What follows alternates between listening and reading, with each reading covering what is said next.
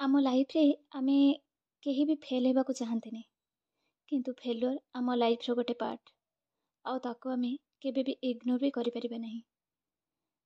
किए कैरियर रे फेल तो किए रिलेशन रे फेल, किए इमोशन रे फेल, किए आउ कोथरे हेल्थ रे फेल। तो विभिन्न प्रकार रो फेलुअर रो जो टेस्ट को समस्ते अनुभव करंती लाइफ रो केबे ना केबे।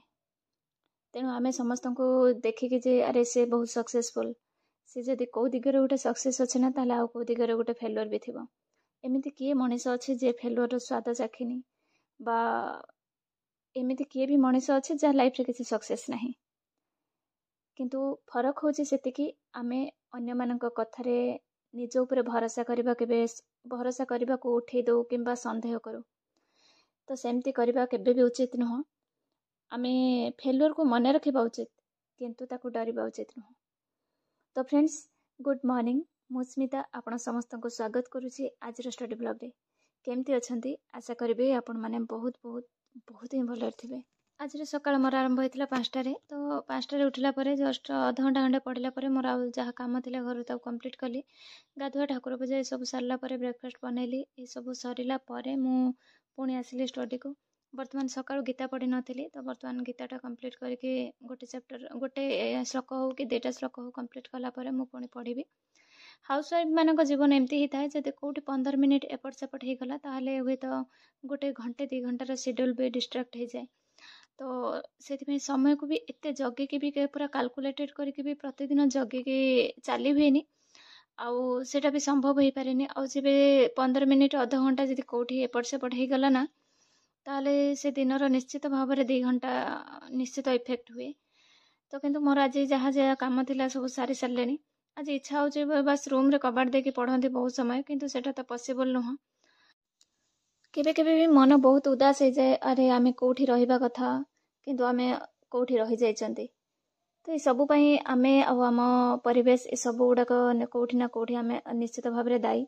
किंतु ता परे भी केबे केबे मन उणा न करे पुणी निजको आगो बढ़िबा को पड़े। पुणी जो समय गोटे माइंड उदास हो जाए से समय पुणी किसी समय पर पुणी माइंड को स्ट्रांग बने कि पुणी आग को पाद बढ़िया को पड़े, पुणी से सब काम को कंप्लीट करिया पड़े, पुणी बही पाखक फेरिया पड़े। एमती आम लाइफ रे प्रतिदिन ही चली थाए। तेणु लाइफ रे जेते जहाँ भी कष्ट आसुना कहीं जो आम पाखे जो वर्तमान भी जो एज अच्छी आमे चाहिला ए समय रू भी बहुत किसी आम जीवन को परिवर्तन करि परिबा। निज उपरे भरोसा रखिबा दरकार जे आमे नहीं आमे किछि करि परिबा।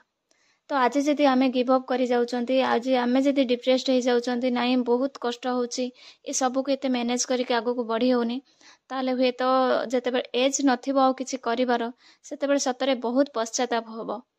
तेणुक आपण मैंने जो मैंने भी आज भिडियोज देखुं जो मैंने पुराणा देखी आपण मैंने तो निश्चित जानते मुझे सब बड़े कहे निज उपर निजे निजक स्टाण्ड नेबाई जो परिवेश रे जो परिस्थिति अच्छा निश्चित भाव में निजक से आग को बढ़ेबार प्रोसेस रे निज सब बड़े था मुझे कहे। जो मैंने नुआ भिडियोज देखुं भी सुधा कहे या जो समय देखुं जो माइंड रे अच्छा एबे ठारू ही गोटे किसी ना किसी गोटे स्टार्ट करबा दरकार आम लाइफ रो परिवर्तन पाई।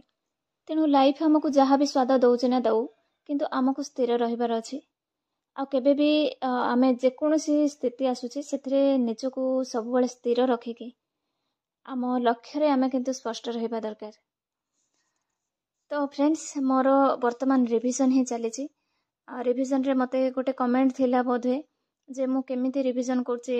मु वर्तमान 2टा यूनिट को मिसेक रिविजन करूछि, फर्स्ट यूनिट आउ 4th यूनिट ए 2टा को मिसेकी कहीं गोटे गोटे आपणकर धर मन कर जो जार टॉपिक जमीती रही यूनिट 1 रे गोटे टाइप रो सब्जेक्ट सब रोचे। तेणु गोटे टाइप रो टॉपिक गुड़ा पढ़ले कौन कि केबे केबे इंटरेस्ट लागेनी। तेणुक जदि ताकू मिसेकी मर्ज करके पढ़ा जाए ताहले हुए तो टिके भल लागिबो। तेणुक मुझे यूनिट 1 सहित यूनिट 4 एबे माने रिवाइज करूची। केबे केबे जदि आउ किछि टॉपिक पढ़िया को इंटरेस्ट हैला ताहले ता सहित भी मु ऐड करूची। तो किंतु प्रोसेस रे करूचे जे कौन गोटे गोटे एमिति एटारू सेटारू खंडिया करके पढ़िले मते जेहेतु समय कम अच्छे तेणुक समय मु कम दे पारे। तेणुक सेटा गोटे लॉन्ग गैप हो जाए, रिविजन रे लॉन्ग गैप हो जाए।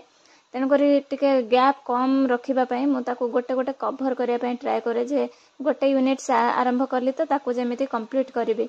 तो एमती गोटे गैप न हेबापई मु सेही हिसाब रे रिविजन करे।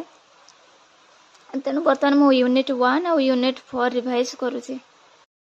केबे केबे गोटे गोटे ओकेजन पड़ी गले ए पूजा गला गणेश पूजा तो केबे केबे गोटे कौन कि गोटे गोटे दिन जदि आमे गैप रखी दउचंती ताहले पुणी सेकेंड डे को आमे पुणी आउ थरे सही रूटीन को ठीक से मेंटेन करी हुएनी।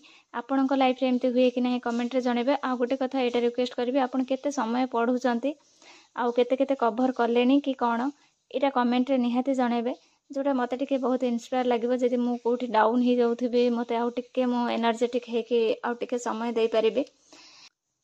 तो वर्तमान रात रे सब काम सर जायछि। वर्तमान राति 10टा तो मु वर्तमान आउ 11टा जाय पढ़िबे काहे ना मते पुणी 5टा रे उठिबार अछि 4:30 5टा भितरे। तो फ्रेंड्स एया ही कहबी आपण जो माने सिंगल अछंती रूम रो कबाट लॉक कर दियंतु आउ खूब सारा पढ़ंतु। आउ ए समय आपणक हाथरू चली गले आपण आक्ता माक्ता जो कहते पानी रे बुड़ुथुबे जेतेबेले जो गोटे बंचिबार जो विकल्पणटा सेटा आपण मैरिज परे अनुभव करि परिबे। काहे कि ना देखंतु मु मैरिज को नेगेटिव कहूनी बा मैरिज गोटे खराब जिनिस कहूनी, किंतु जदि कैरियर आपणकर अधा रही आपण कैरियर टाको पुणी मैरिज परे करछंती बिना सपोर्ट रे आपण पाखरे केही हेल्पिंग हैंड केही भी नाहांती सेते बेले आपण को लाइफ टा आक्ता माक्ता लागिबो जे समय आपण देई परिबेनी। काहे कि ना परिवार दायित्व आपण को पाखरे थिबो आ आपण से दायित्व रु मुकुଳି भी परिबेनी।